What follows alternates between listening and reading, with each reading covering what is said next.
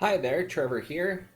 I'm going to go through and do a general overview for software called OBS software, which is used for video casting and podcasting. It's open source. It is actually really fantastic software. It's sponsored by Google, Facebook, Twitch, and an assortment of other companies. So uh, let's have a look at the interface. Okay, so OBS Studio. Uh, my apologies if you have a hard time seeing the screen. It's 4K. But anyway, you have here your basic file menu uh, with show recordings, remux, copy paste, your basic menu. So, and down below here, this is studio mode. You can either work in studio mode or you can have a single display. My preference is for studio mode. You have different transitions with settings. Quick transitions right here. You can also customize these. So you have a cut, a fade, crossfade, and a fade to black. So cut is just a very quick, simple cut. Fade, there's your crossfade, and a fade to black with obviously fade to black.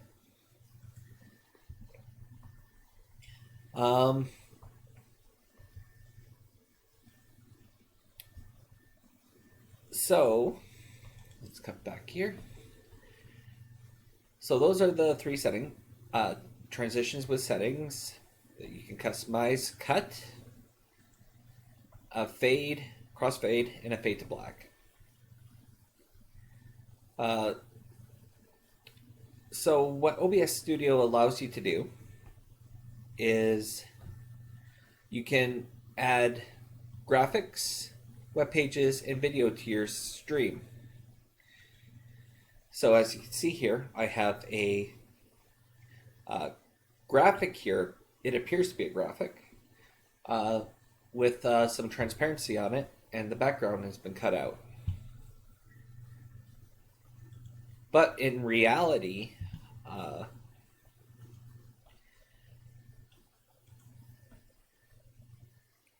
what this actually is it's a web page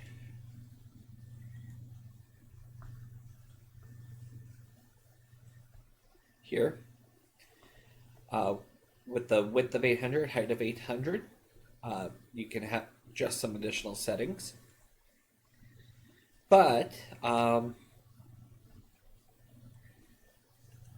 have here a filter set up, a color key filter that cuts out the white background, and I have it cropped. There's an actual crop.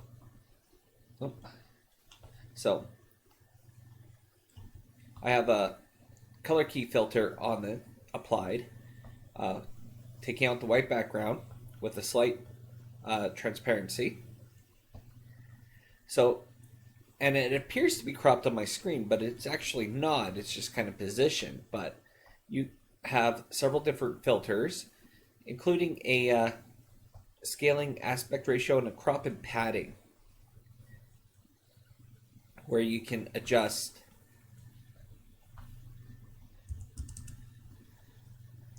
the crop and padding.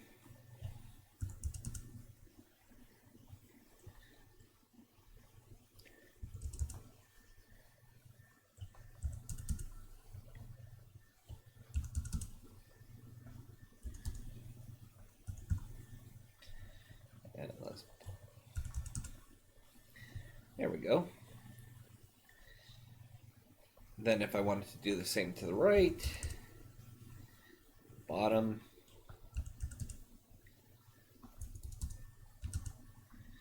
there we go.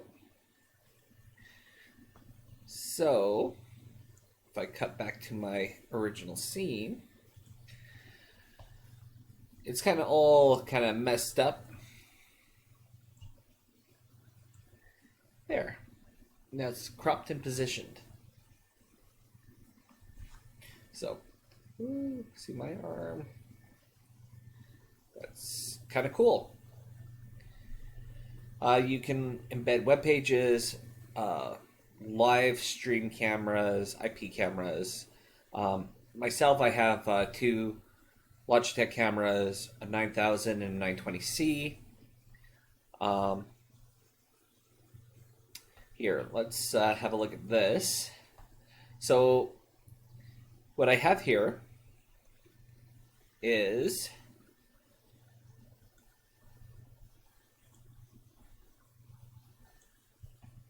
a live camera that's being streamed from a browser. So it's just my display. That's what's being shown.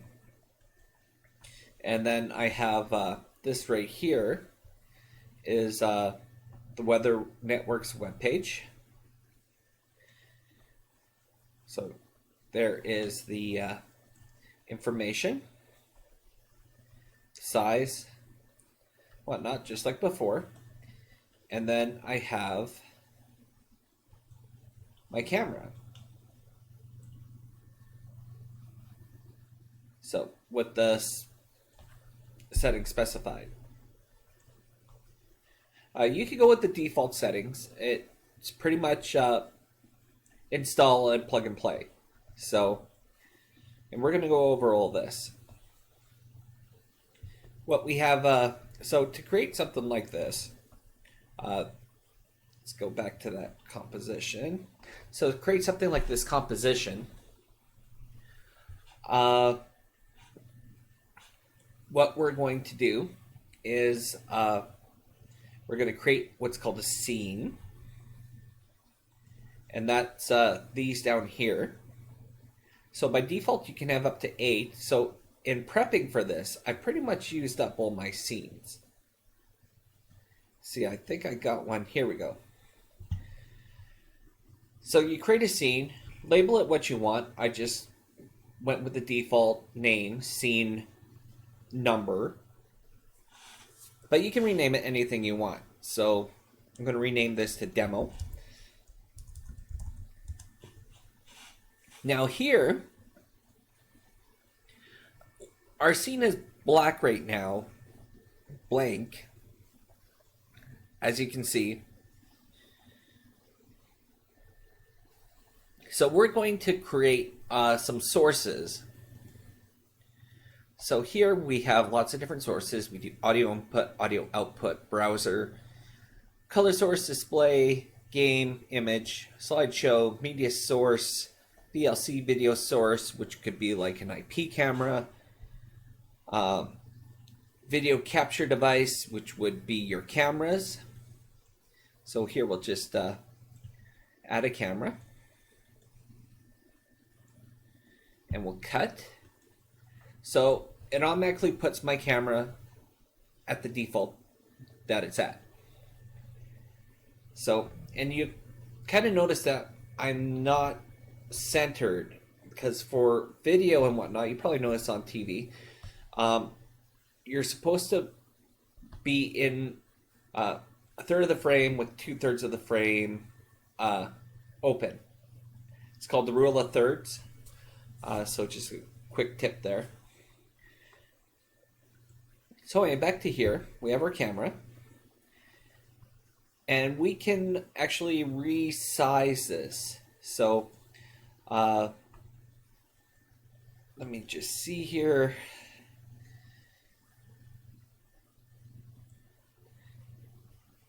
So to resize it,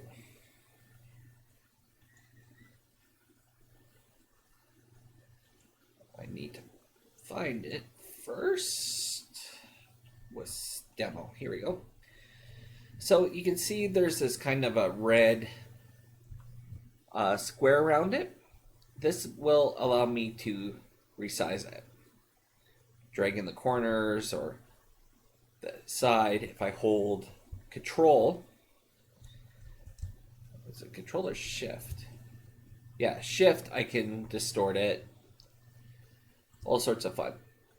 So if I just click on it and drag it, it keeps it proportioned. So I can go full screen, I can go tiny, I can add an effect. To add an effect,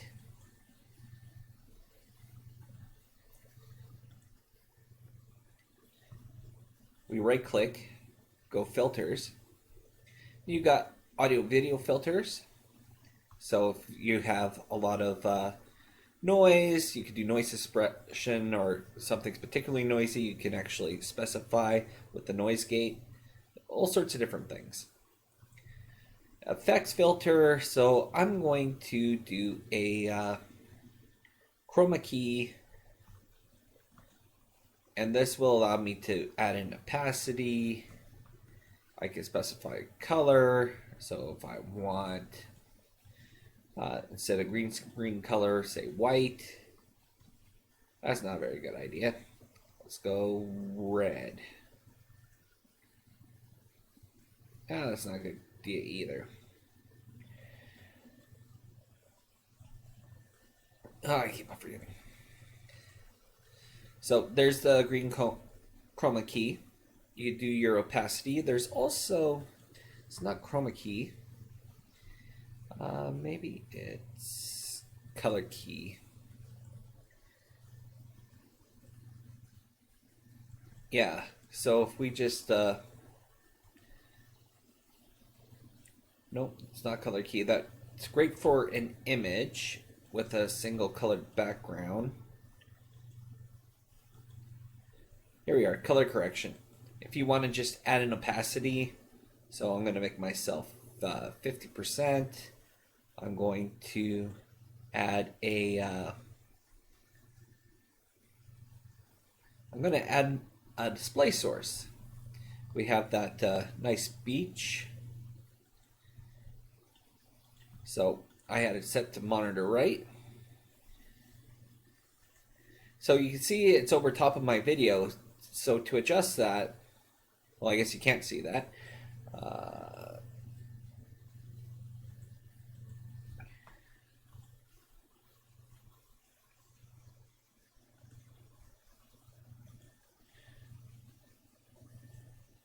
There we are. So now you can see that the video is over top of my webcam. So down here, there are some arrows, an up arrow and a down arrow. So if I move that up, I am placing the video from my camera in a layer above the stream of the beach that's being shown on my display.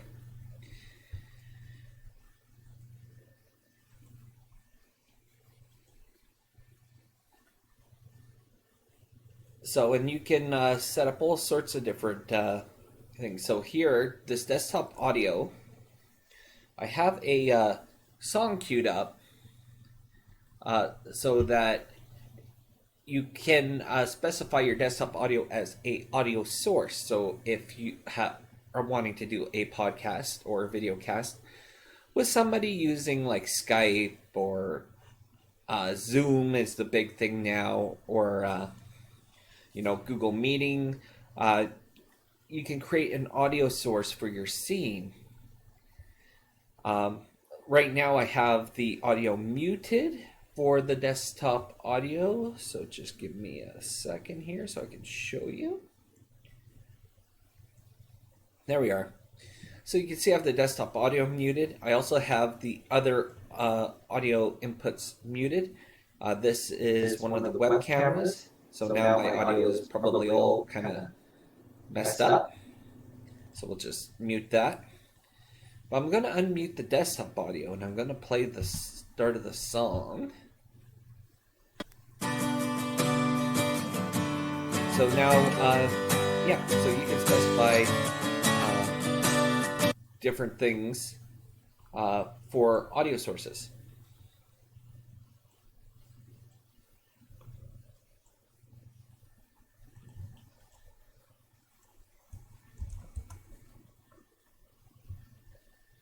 So what else we have going on is, well, obviously the audio. here, we're going to quickly go back to the sources.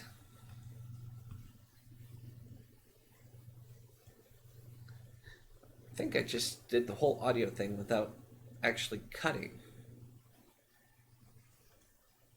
There we are. So again, for the desktop audio,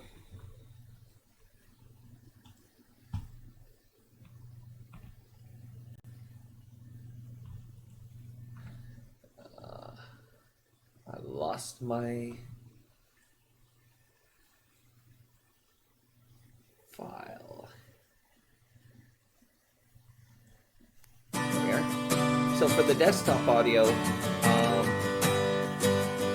yeah, you can specify the audio source, and you can mute it and apply filters to it, right? The noise and whatnot. So, but for the most part, I want it muted. But if you had a web browser, say you were, like I said, doing Skype and all that, here's where you would basically add the input source, and you would do that through the control settings.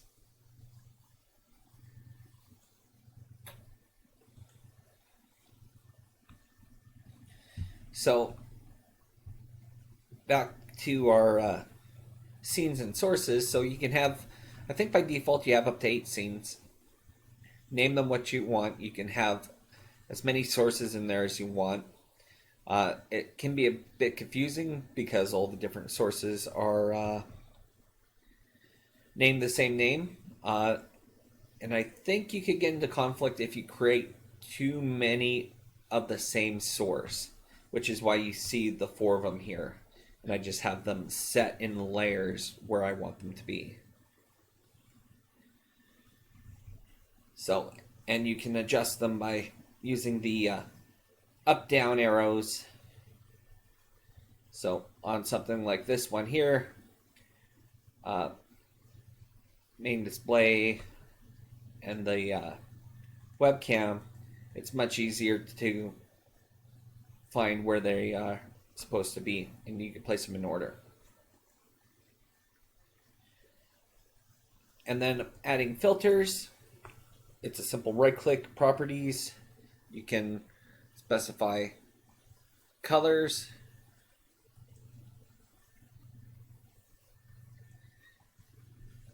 I don't think I set the color for that one. Yeah, there we go. So it just makes things a little easier to use. You can look at things at a glance.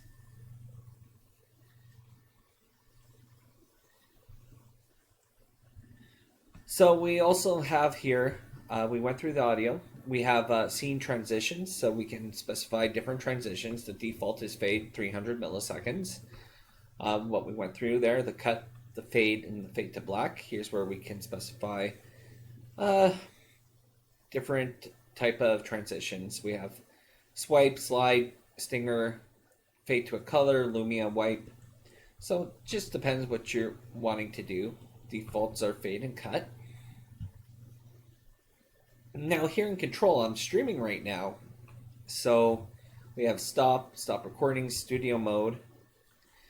And in settings is where you specify all your different audio stream settings.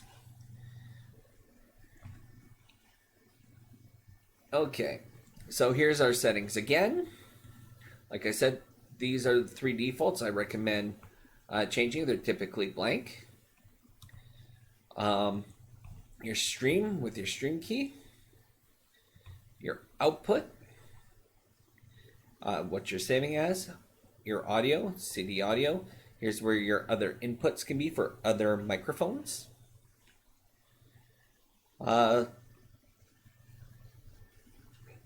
You can set up quick keys for switching, doing mutes, push to talk, and that kind of thing. Video, how you want to record it. Stream it as, specify frame rate, whatnot. Hotkeys that you can specify. And in advanced, network optimizations, pacing, hardware acceleration, and I would recommend automatically remuxing to MP4. Just makes life easier. All right, and then once that's done, here we have our interface, and you go ahead and stream. Doing a rule of thirds for your framing is what they do in movies and interviews and whatnot, so that might be something for you to consider. A good microphone. I have myself a Samsung G-Track. I love it. I highly recommend it. But any USB input microphone would be a good investment if you want to get into doing this.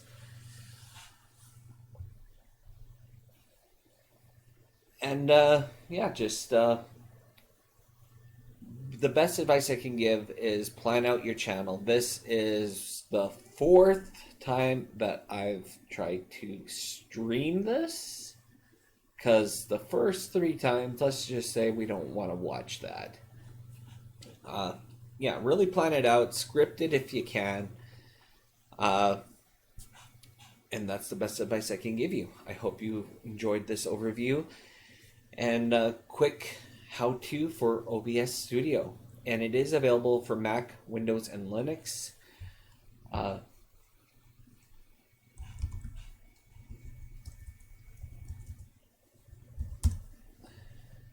OBSproject.com is the website. So it's great software. Donate to it if you can. Yeah, and that's everything. Thanks very much for watching.